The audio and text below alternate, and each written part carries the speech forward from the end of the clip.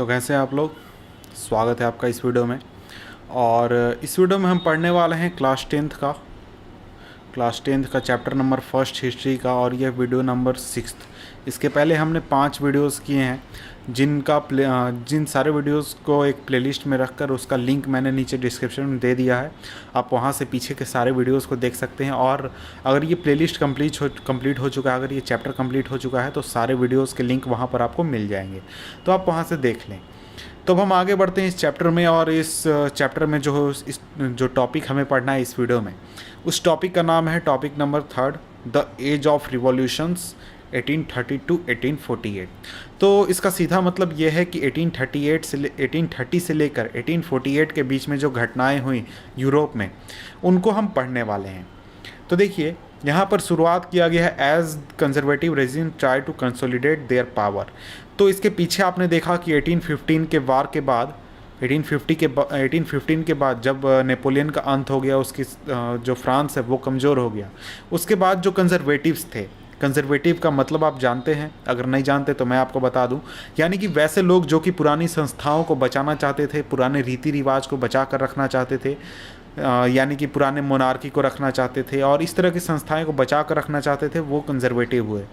तो जैसे जैसे कंजर्वेटिव लोग जो थे वो अपनी ताकत को बढ़ा रहे थे, अपने पावर को बढ़ा रहे थे, उसी के साथ साथ जो लिबरलिज्म थी और नेशनलिज्म की आइडियोलॉजी थी वो भी काफ़ी ज़्यादा फेमस हो गई, और उसको लोग जो रिवॉल्यूशन है उसके साथ जोड़कर देखने लगे। जैसे कि आपका यूरोप के दूसरे हिस्सों में, जैसे कि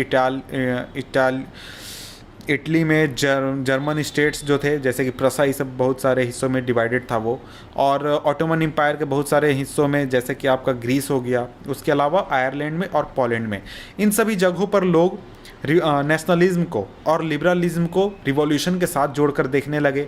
और ये जो रिवॉल्यूशंस हो रहे थे, यानी कि जो लोग लिबरलिज्म और नेशनलिज्म की आइडियोलॉजी को लेकर रिवॉल्यूशन कर रहे थे, उसको जनरली लेड कर रहे थे जो लिबरल नेशनलिस्ट लोग थे, और ये जनरली बिलोंग करते थे एजुकेटेड मिडिल क्लास से।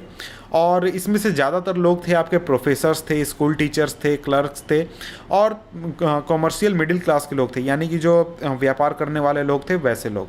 तो इसका रीज़न ये था कि ये सभी लोग जो थे, ये इनका एजुकेशन काफ़ी अच्छा था, ये सोसाइटी के बारे में जान रहे थे, दूसरे देशों के में क्या घटनाएं हो रही हैं, इन सभी चीज़ों को जान रहे थे। तो इस वजह से इनका झुकाव जो था वो लिबरल आइडियोलॉजी की तरफ और नेशनलिज्म की आइडियोलॉजी की तरफ काफ़ी ज़्यादा था। तो अब हम आगे बढ़ते हैं। तो देखिए, पहला जो विद्रोह हुआ, फर्स्ट अपहेवल, वो हुआ आपका फ्रांस में जुलाई 1830 में। तो देख सकते हैं 1815 में आपका कंजर्वेटिव पावर बढ़ना शुरू हुआ, और उसके बाद 1830 में आपका पहला विद्रोह हुआ लिबरल नेशनलिस्ट लोगों द्वारा। तो देखिए, जो बर्बन डायनेस्टी थी, बर्बन किंग्स, जिन्हें कि रिमूव कर दिया गया था 1789 के फ्रांस के विद्रोह में, जो बर्बन किंग्स को रिमूव कर दिया गया था, उन्हें फिर से वापस लाया गया था 1815 में। किसके द्वारा? कंजर्वेटिव लोगों के द्वारा। और इस 1830 के विद्रोह में, यानी 1830 के विद्रोह में, उन्हें फिर से राजगद्दी से उखाड़कर फेंक दिया गया, यानी कि उनके पावर को ख़त्म कर दिया गया। और जो the Bourbon kings who have been restored to power during the conservative reaction after 1815, यानी 1815 के बाद जिन्हें वापस लाया गया था, और इन्हें फिर से ओवरथ्रो कर दिया गया लिबरल रिवॉल्यूशनरीज द्वारा, जिन्होंने एक कॉन्स्टिट्यूशनल मोनार्की बनाई और जिसका हेड बनाया लुई फिलिप को। कौन व्यक्ति हेड बना? लुई फिलिप एक कॉन्स्टिट्यूशनल मोनार्की का हेड बना। तो देखिए, ड्यूक मेटरनिक, उसका कहना था कि देखिए, when France sneezes the rest of Europe catches cold, यानी कि जब फ्रांस छींकता है तो बाकी के पूरे यूरोप को सर्दी हो जाती है, उसे ठंड लग जाता है।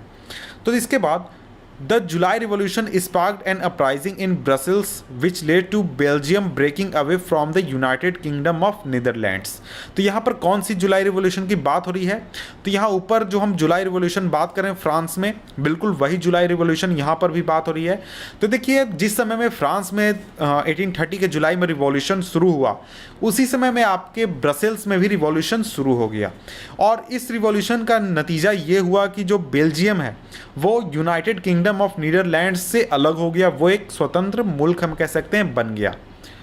इसके बाद an event that mobilised nationalist feeling among the educated elite across Europe was Greek war of independence. तो देखिए, आप तो जानते ही होंगे, ऊपर आपने पढ़ा होगा कि यूरोप में या फिर दुनिया के किसी भी वर्ल्ड में 1800 अगर ईस्वी की हम बात करें या फिर लगभग इस समय से या फिर उस समय से पहले, तो उस समय में जितने भी देश होते थे वहाँ पर देशभक्ति की भावना नाम की कोई चीज़ नहीं होती थी। तो राष्ट्र कैसे बनते थे यह आपको पता होगा कि कोई राजा आया, उसने एक सीमित इलाके में कब्जा किया और वो एक देश बन गया। उसने आगे चलकर इतने बड़े इलाके पर कब्जा कर लिया तो ये पूरा एक देश बन गया। फिर उसने एक बड़ा इलाके पर कब्जा किया तो वो पूरा देश बन गया। तो इस तरह से देश बनते थे। और तो आप सोच सकते हैं कि लोगों के बीच में देशभक्ति की भावना कहाँ से आएगी। तो लेकिन एक इवेंट था जिसने लोगों के बीच में देशभक्ति की भावना को जगाने में काफ़ी ज़्यादा मदद किया, यानी नेशनलिस्ट फीलिंग को ग्रो करने में काफ़ी ज़्यादा मदद किया, और वो था Greek war of independence. Greece तो आप जानते ही होंगे कि वो यूरोप का एक देश है। तो देखिए, ग्रीस जो है वो ऑटोमन एम्पायर का हिस्सा था 15वीं सेंचुरी से, यानी 15वीं सदी से ही वो ऑटोमन एम्पायर का हिस्सा था। और The growth of revolutionary nationalism in Europe sparked off struggle for independence among the Greek which began in 1821। तो यहाँ पर बात यह है कि जो रिवॉल्यूशनरी नेशनलिज्म की बात हो रही थी आपकी पूरे यूरोप में, तो उससे ग्रीस भी कहीं अछूता नहीं था। वो भले ही दूसरे एम्पायर में आता था, लेकिन वहाँ के लोगों को भी इन चीज़ों के बारे में पता चल रही थी और वो भी उनके अंदर भी नेशनलिस्ट भावनाएं आ रही थी कि हमें अब आज़ाद होना चाहिए, हम खुद एक नया देश बनाएंगे, हमारा खुद का एक देश होना चाहिए, हमें दूसरे एम्पायर के अंदर में नहीं होना चाहिए। तो इस तरह से इंडिपेंडेंस की भावनाएं लोगों में आई और स्ट्रगल फॉर इंडिपेंडेंस शुरू हुआ। और ये शुरू हुआ आपका 1821 में। 1821 में स्ट्रगल फॉर इंडिपेंडेंस शुरू हुआ आपका ग्रीस में। तो अब हम आगे बढ़ते हैं।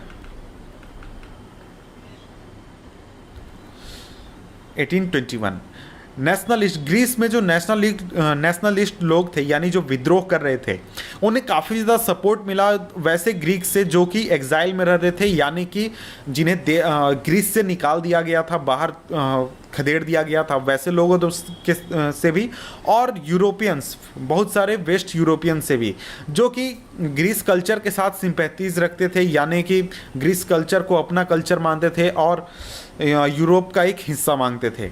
इसके अलावा poets and artist lauded Greece as a cradle of European civilization and mobilized public opinion to support its struggle against a Muslim empire.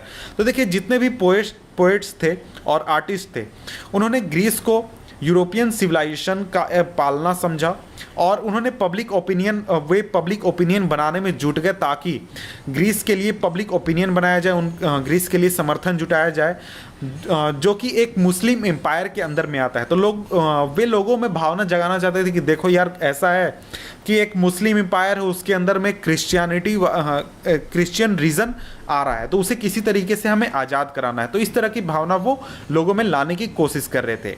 तो एक इंग्लिश पोएट थे लॉर्ड बायरन, उन्होंने काफ़ी ज़्यादा संख्या में फंड्स जुटाए इस ग्रीस के इंडिपेंडेंस के लिए और बाद में वो युद्ध में चले भी गए। युद्ध मतलब वार वाले युद्ध नहीं, इंडिपेंडेंस के लिए जो वार चल रहा था वैसा युद्ध में, जहाँ पर उनकी मृत्यु हो गई 1824 में फीवर की वजह से। तो देखिए, फाइनली एक ट्रीटी हुआ जिसके मद्देनज़र, जिसको ध्यान में रखते हुए 1832 में ग्रीस को एक इंडिपेंडेंट नेशन का दर्जा दे दिया गया और इसका नाम है ट्रीटी ऑफ कॉन्स्टेंटिनोपल। तो हम आगे बढ़ते हैं और आगे पढ़ते हैं कि क्या चीज़ें हमें पढ़नी है। तो इसी में हमारा 3.1 टॉपिक है जिसका नाम है the romantic imagination and national feeling. The development of nationalism did not come about only through wars and territorial expansion। तो देखिए, नेशनलिज्म यानी देशभक्ति की भावना ऐसा नहीं है कि सिर्फ युद्ध की वजह से आई या फिर टेरिटोरियल एक्सपेंशन की वजह से आई। उसमें कल्चर ने एक बहुत ही इंपॉर्टेंट रोल अदा किया ताकि एक नेशन का आइडिया क्रिएट किया जा सके, जिसमें कि आपका आर्ट, पोएट्री, स्टोरीज, म्यूज़िक, ये सभी चीज़ें आती हैं। इन्होंने नेशनलिस्ट फीलिंग को ग्रो करने में हेल्प किया और उसे लोगों के अंदर जो भावनाएं थी उसे सामने लाने में भी मदद किया। तो अगर हम रोमांटिसिज्म की बात करें तो एक कल्चरल मूवमेंट ये एक तरह का कल्चरल मूवमेंट था जिसका पूरा क्या कहते हैं फोकस था एक पार्टिकुलर तरह के नेशनलिस्ट सेंटिमेंट को क्रिएट करना, लोगों में एक पार्टिकुलर तरह के नेशनलिस्ट भावनाओं को क्रिएट करना। तो जितने भी रोमांटिक आर्टिस्ट थे और पोइट्स थे, उन्होंने वे जनरली क्रिटिसाइज करते थे glorification of reason and science, यानी तर्क वितर्क की जो बातचीत है कि हर चीज़ तर्क से होना चाहिए या फिर हर साइंस सबसे बड़ा है। तो इस तरह की बातों को वो तवज्जो नहीं देते थे और वो चाहते थे कि देश के निर्माण में मैं इसको नीचे कर देता हूँ तब आप देख पाएंगे। वो फोकस करते थे इमोशंस के ऊपर, यानी वो चाहते थे कि देश के निर्माण में नेशनलिस्ट फीलिंग में इमोशंस को वैल्यू दिया जाए, इंट्यूशंस को वैल्यू दिया जाए और मिस्टिकल फीलिंग्स को वैल्यू दिया जाए। और उनका एफर्ट ये था कि वो लोगों में एक शेयर्ड कलेक्टिव हेरिटेज का सेंस ला सके, भावना ला सके, कॉमन कल्चरल पास्ट का एक भावना ला सके और इन सभी चीज़ों को एक देश बनाने का बेसिस बनाया जाए। यानी कि देखिए, हम जितने भी इस रीजन में रहने वाले लोग हैं, हमारा इतिहास एक है, हमारा जो कल्चर है वो एक है, हमारा हेरिटेज एक है, तो इसलिए हमें एक देश के अंदर होना चाहिए। तो इस तरह की भावनाएं वो क्रिएट करना चाहते थे। तो दूसरे जो रोमांटिक लोग थे, मेरा मतलब है रोमांटिक पोएट्स थे या फिर आर्टिस्ट थे, जैसे कि German philosopher Johann Gottfried Herder, या ये 1744 से 1803 तक रहे थे। उनका वो क्लेम करते थे कि देखिए, जो रियलिटी में जो जर्मन कल्चर है वो लोगों के बीच में से आना चाहिए। It was through folk songs, folk poetry, folk dances that the true spirit of the nation was popularised. तो इस तरह की बातें पॉपुलर की गई कि देखिए, जो फोक सॉन्ग्स है, फोक पोएट्री है, फोक डांसेस हैं, तो ये एक तरह का ट्रू स्पिरिट है नेशन का। तो इस तरह की भावना लोगों में पॉपुलराइज की गई। So collecting and recording these forms of folk culture was essential to project of nation building. तो इस तरह के चीज़ों को कलेक्ट करना, उससे रिकॉर्ड करना, लोगों में पहुंचाना, एक तरह का नेशन बिल्डिंग हम कह सकते हैं, या फिर देशभक्ति भावना निर्माण करने में इसने काफ़ी ज़्यादा मदद किया। तो अब आगे बढ़ते हैं। The emphasis on the vernacular language and collection of local folklore was not just to recover an ancient national spirit, but also to carry the modern nationalist message to large audience who were mostly illiterate। तो देखिए, सबसे बड़ा बात यहाँ ये है कि देखिए, वर्नाकुलर लैंग्वेज जो है या फिर कलेक्शन ऑफ लोकल फोक, उसका सिर्फ रीज़न ये नहीं था कि लोगों में एंशिएंट जो नेशनल स्पिरिट है, कॉमन कल्चर की भावना को लाया जाए। उसका रीज़न ये भी था कि देखिए, जो नया जो नेशनलिस्ट मैसेज वो देना चाहते हैं लोग, लोगों के बीच में जो रिवॉल्यूशनरीज देना चाहते हैं, वो भी लोगों तक पहुंचाया जाए, वैसे लोगों तक जो कि मोस्टली जिनमें से ज़्यादातर लोग इलिटरेट हैं, यानी अनपढ़ हैं, जो कि एजुकेशन के बारे में या फिर इन चीज़ों के बारे में उतना नहीं जानते हैं। This was specially so in the case of Poland. Poland के केस में ये ज़्यादा लागू होता है। उसका रीज़न ये है कि देखिए, पोलैंड जब 1815 में जो पावर्स थे, ग्रेट पावर्स, रशिया, प्रसा और ऑस्ट्रिया, ये जब यूरोप का क्या कहते हैं हम डील कर रहे थे यूरोप के बारे में नेपोलियन को हराने के बाद, तो उस समय में पोलैंड को उन्होंने कई हिस्सों में विभाजित कर दिया था और कुछ हिस्सा रसिया ने रख लिया, कुछ हिस्सा आज़ाद रह गया, कुछ हिस्सा दूसरे देश के पास आ गया, इस तरह से। तो लेकिन बात यहाँ है कि पोलैंड ऐसा था कि पोलैंड नाम की कोई देश उस समय थी ही नहीं, लेकिन इंडिपेंडेंट कोई टेरिटरी थी ही नहीं, लेकिन नेशनल फीलिंग्स को अलाइव रखा गया, जिंदा रखा गया, सिर्फ और सिर्फ म्यूज़िक और लैंग्वेज की मदद से। कैरोल करपिंस्की फॉर एग्ज़ाम्पल, आप ये कौन थे ये देखते हैं। ये शायद एक आर्टिस्ट थे जो कि ओपेराज करते थे, म्यूज़िक करते थे। ये सेलिब्रेट करते थे नेशनल स्ट्रगल को अपने ओपेराज की मदद से, म्यूज़िक की मदद से, और इन्होंने फोक डांसेस जैसे कि पेलोनेज, मेजुरिका, और इन्हें नेशनल सिंबल्स के रूप में प्रोजेक्ट करना शुरू कर दिया। तो अब मैं इसे नीचे सरका देता हूँ।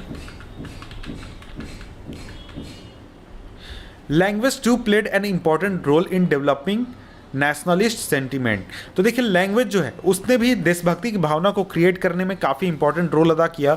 उसका एक एग्जाम्पल, सबसे अच्छा एग्जाम्पल ये है कि देखिए, जब पोलैंड को कब्जा किया गया, कई हिस्सों में विभाजित किया गया, तो जो हिस्सा रसिया के अंडर में आया, तो उस समय में रसिया जो पॉलिश लैंग्वेज था उसे स्कूलों से बंद कर दिया गया, यानी हटा दिया गया, और वहाँ पर रशियन लैंग्वेज को इम्पोज कर दिया गया, यानी वहाँ पर सिर्फ रशियन पढ़ाई होगा, रशियन वहाँ पर लोगों को सिखाया जाएगा, रशियन में लोग बात कर सकते हैं, इस तरह की चीज़ें। तो 1831 में एक आर्म्ड रिवेलियन हुआ रशियंस के खिलाफ। In 1831, an armed rebellion against Russian rule took place where which was ultimately crushed। तो 1831 में एक आर्म्ड रिवेलियन हुआ रशियन रूल के खिलाफ, जिसे कि बाद में क्रश कर दिया गया।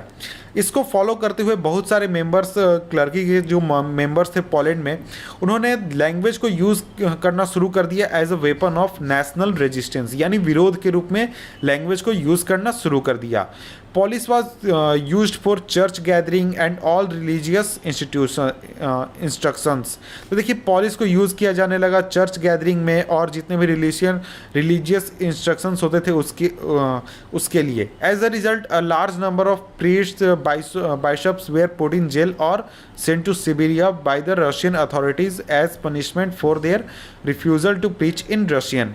तो देखिए इसका रिजल्ट ये हुआ कि ज़्यादातर जो प्रीस्ट थे या फिर बिशप्स थे, उन्हें जेल में या तो डाल दिया गया या फिर उन्हें साइबेरिया भेज दिया गया रशियन अथॉरिटीज़ द्वारा एज अ पनिशमेंट, क्योंकि उन्होंने रशियन लैंग्वेज में प्रीच करने से मना कर दिया था। और the use of Polish came to seen as symbol of struggle against Russian dominance. तो देखिए पॉलिश को यूज़ करना एक विद्रोह के रूप में देखा जाने लगा, या फिर एक तरह का सिंबल बन गया कि देखिए अगर मैं पॉलिश लैंग्वेज यूज़ कर रहा हूँ तो मैं रशियन का विरोध करता हूँ। तो इस तरह की भावना लोगों में आ गई, और विद्रोह को अपना दिखाने के लिए, अपने विरोध को दिखाने के लिए वो पॉलिश लैंग्वेज का यूज़ करने लगे। अब हम नेक्स्ट टॉपिक पढ़ते हैं इसी चैप्टर के अंदर, वो है 3.2। 3.2 टॉपिक है हमारा hunger, hardship and popular revolt. तो यहाँ देखिए पहला हमारा शुरू होता है, the 1830s were years of great economic hardship in Europe. 1830s में यूरोप में काफ़ी ज़्यादा इकोनॉमिक सेपरेशन था, यानी इकोनॉमिक हार्डशिप थी वहाँ पे। The first half of the 19th century saw an enormous increase in population all over the Europe।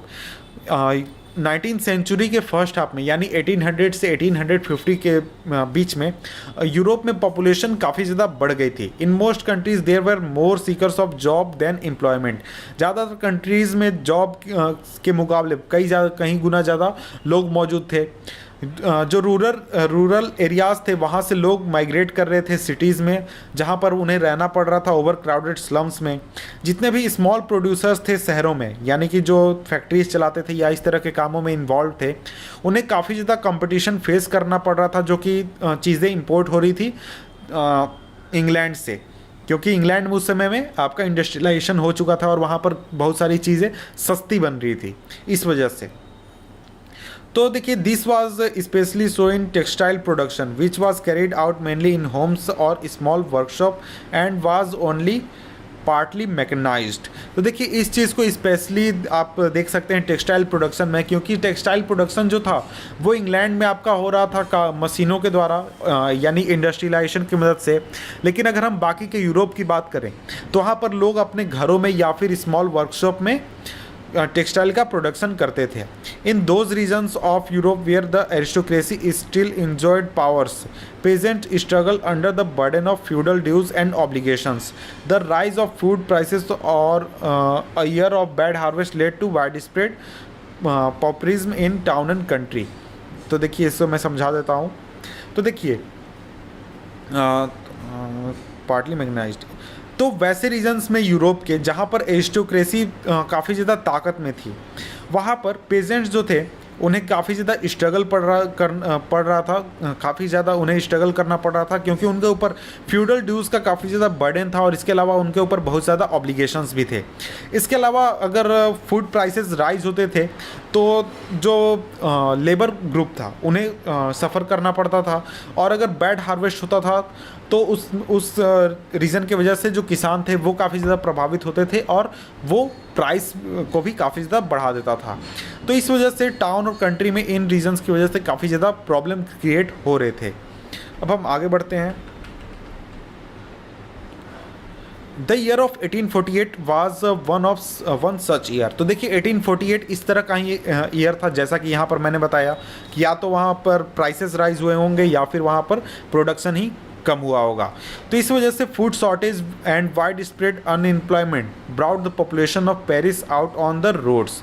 तो फूड शॉर्टेज की वजह से और वाइड स्प्रेड अनएम्प्लॉयमेंट की वजह से पेरिस के जो पॉपुलेशन है, यानी पेरिस की जो जनता है वो रोड्स पर आ गई, और इस वजह से जनता ने, यानी कि भीड़ ने बैरिकेड्स को तोड़ दिया, और लुई फिलिप जो था, यानी जिसे कि कॉन्स्टिट्यूशनल मोनार्की का हेड बनाया गया था, उसे भागने पर मजबूर होना पड़ा। और अब हम आगे बढ़ते हैं, क्या लिखा है यहाँ पर इमेज में आप देख सकते हैं। इमेज है पेजेंट्स अपराइजिंग 1848 का इमेज। अब आगे बढ़ते हैं हम। इसके बाद national assembly proclaimed a republic, granted suffrage to all adult males above 21 and guaranteed the right to work. National workshops to provide unemployment were set up. तो देखिए इस चीज़ की वजह से, यानी कि जो लुई फिलिप था उसके भागने के बाद एक नेशनल असेंबली बैठी जिसने फ्रांस को रिपब्लिक घोषित कर दिया, और जितने भी एडल्ट मेल्स थे 21 ईयर्स के एज के ऊपर, उन सभी को यूनिवर्सल सफरेज दिया गया, यानी कि 21 साल से ऊपर जो होगा सभी को वोट देने का अधिकार होगा। और इसके साथ ही उन्हें राइट टू वर्क का अधिकार दिया गया, और इसके अलावा नेशनल वर्कशॉप्स खोले गए ताकि लोगों को एम्प्लॉयमेंट दिया जा सके। और इसके पहले 1845 में, अर्लियर इन 1845, तो देखिए वीवर्स जो थे सिलिसिया में, उन्होंने एक रिवोल्ट किया था अगेंस्ट कॉन्ट्रैक्टर्स के खिलाफ, यानी जो कॉन्ट्रैक्टर्स थे उनके खिलाफ विद्रोह किया था, जो कि उन्हें सप्लाई करते थे रॉ मटेरियल और उन्हें ऑर्डर देते थे फिनिश टेक्सटाइल, यानी कि ऑर्डर देते थे टेक्सटाइल्स के वर्क को फिनिश करने के लिए। लेकिन उन्होंने उनके पेमेंट्स को काफ़ी ज़्यादा रिड्यूस कर दिया था, यानी कि उनके वर्क के लिए जो पैसा मिलना चाहिए उन्हें काफ़ी ज़्यादा रिड्यूस कर दिया था। इसके खिलाफ उन्होंने काफ़ी ज़्यादा विद्रोह किया था। अब आगे बढ़ते हैं। तो यहाँ पर एक लिखा गया था, पेपर में, अखबार में छपा था, तो मैं इस चीज़ को नहीं पढ़ा रहा हूँ, अगर आप चाहें तो इसे पढ़ सकते हैं। तो देखिए यहाँ पर टॉपिक नंबर है 3.3 1848 the revolution of the liberals. इसको पढ़ेंगे हम नेक्स्ट वीडियो में, क्योंकि ये वीडियो लंबा हो गया है, करीब 22 मिनट का ये वीडियो हो गया है। तो आपको नेक्स्ट वीडियो का लिंक नीचे डिस्क्रिप्शन में मिल जाएगा, आप वहाँ से देख सकते हैं। मिलते हैं आपसे हम नेक्स्ट वीडियो में, तब तक के लिए गुड बाय।